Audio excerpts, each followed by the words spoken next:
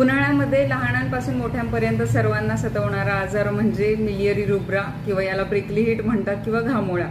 तर यामध्ये काय होतं की वेल डेव्हलप्ड स्वेट ग्लँड्स नसल्यामुळे लहान मुलांमध्ये जो स्वेट आहे तो स्किनवरती यायच्या ऐवजी आतमध्येच राहतो स्वेट ग्लँड्समध्ये, आणि त्या स्वेट ग्लँड्समध्ये ते सेकंडरी इन्फेक्शन होतं आणि त्याचबरोबर तिथे छोटेसे रेड कलरचे स्पॉट्स येतात ज्यामध्ये बर्निंग आणि इचिंग खूप जास्त असते। अशा वेळेला काय करावं, मुलांना थोडं व्हेंटिलेटेड रूममध्ये ठेवा किंवा जर तुम्ही उष्ण कटिबंधामध्ये असाल तर त्यांना थंड वातावरणामध्ये किंवा फॅनच्या खाली दिवसामधून 2-3 तास तरी ठेवा। त्यांना दिवसामधून 2दा थंड किंवा कोमट पाण्याने आंघोळ घाला आणि कॉटनचे कपडे घाला, त्यांना नायलॉन वगैरे अवॉइड करा। त्याचबरोबर जर डायपर वगैरे घालत असाल दिवसभरामध्ये तर डायपर फ्रिक्वेंटली चेंज करा।